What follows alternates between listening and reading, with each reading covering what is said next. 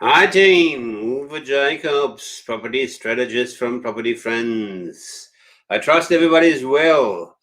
It is Friday lunchtime and we're going towards the weekend, so I hope everybody had a good week and have lots of fun things planned for the weekend. Today's subject, SDA or NDIS SDA. Now let's clarify those terms first. National Disability Insurance Scheme, and SDA stands for Specialist Disability Accommodation. Okay, there is a lot of hoo-ha hype talk about these type of property investments at the moment. And I titled today's live, Is It Really the Huge Cash Cow that people talk about? Another title would be Cure or Curse. Well, my answer to that is, as so often, it depends. It depends on where you're at and what you want to do and what you stand for.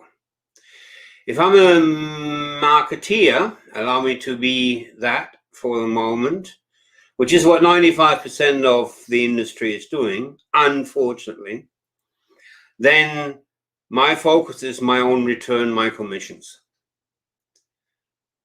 And I will set everything up in these investments to maximize my own return.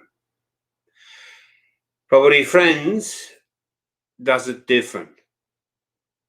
I truly believe that this is a great property investment niche, and it is a niche. I truly believe that it can be used for dual purposes to serve the participants, the people with disability, and at the same time to serve the investor, and at the same time to serve the government, the taxpayer, and so on and so forth. So let's step it back a bit. Why did this scheme come into existence? And I don't want to make this too big, but it is important to get a bit of background. The scheme came into existence to put the choice of who they want to have looking after them, where they want to live, how they want to be looked after into the people with disability, into the participants. Now that made a huge change. It also brought about the idea that people in government facilities, there are young people, 25-year-olds that are in retirement homes. Now that's just wrong. They are in retirement homes because the chances for them to have an SDA, Specialist Disability Accommodation, are fairly slim.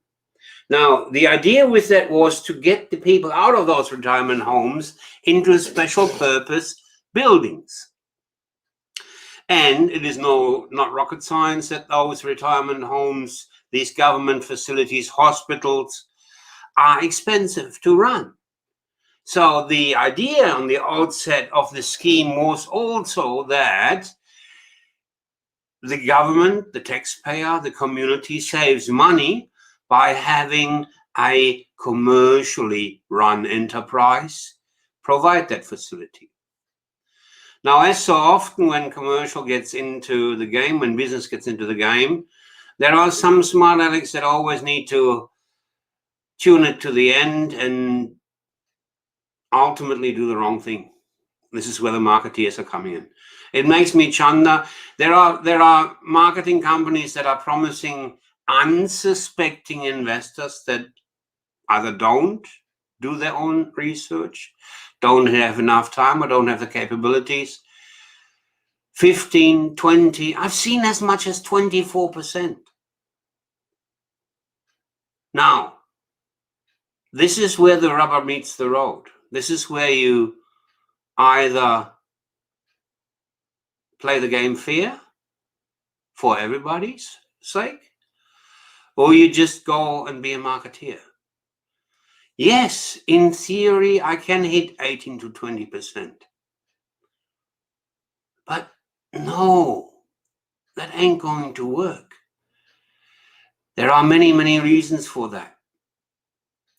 Only when I build the smallest bread and butter box, which I call them, in the worst area, am I going to reduce my cost base to the fixed income base, so that I maximize my return to 20%.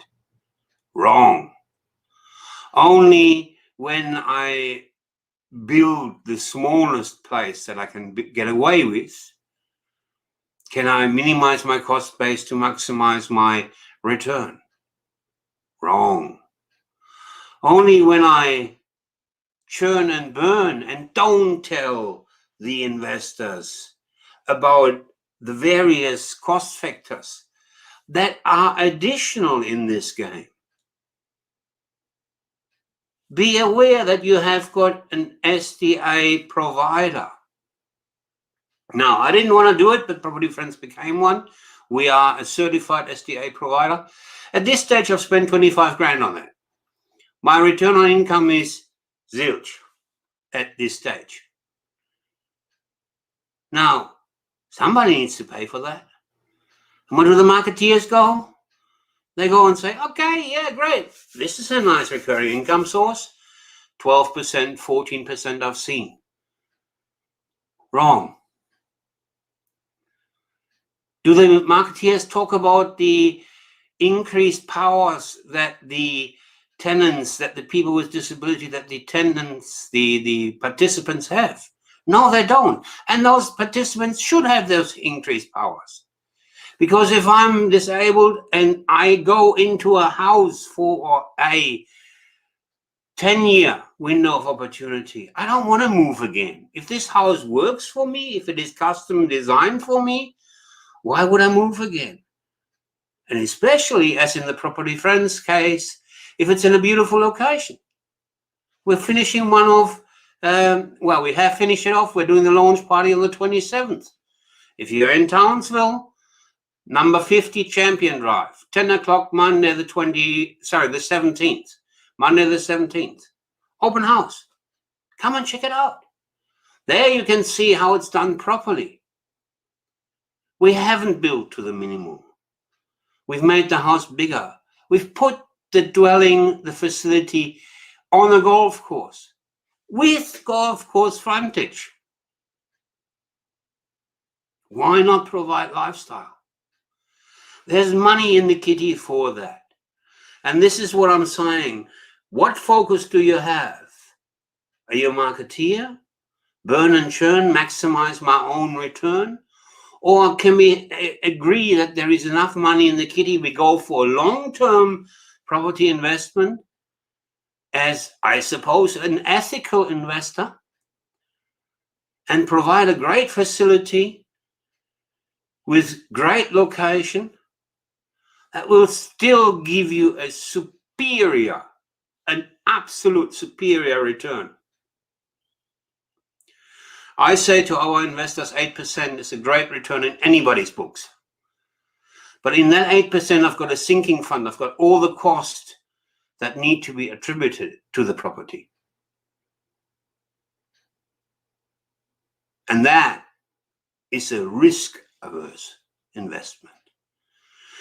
Because ultimately, with the choice that the participant have, I ask you, where would you go? In the bread and butter box? In the worst area that the marketeer could get away with? Or on a golf course with golf course frontage? Our next set has beach frontage. The one before in Hobart is one row from the river. Stunning views across the Derwent towards Hobart and Mount Wellington. Where would you go? See, this is the logic. Am I a short-term churn and burn, or do I want a long-term great investment that will give me, say, pick a figure, any figure, 8%? This is not financial advice. Do your own research. But what I'm saying is, look at it long term. If I can set up an 8% long-term 10-year rental, I'm in hog heaven as an investor. I'm getting on my rant. Sorry. You can do an ethical investment. You can do a great investment that is risk mitigated, that makes great money. So if you want to know more about that, on Thursday the 27th, I'll get my dates right eventually. So the open house in Townsville is on Monday the 17th, 10 a.m. Send me an email, uwe@propertyfriends.com.au, and I'll give you an invite. But more to the point, we're covering the subject of NDIS investment, curse or cure, on a specifically targeted webinar for that subject. That is on Thursday the 27th, 7 o'clock. Details are on our website. You got to be in it to win it. And remember, you can be a good guy and win. Have a good one.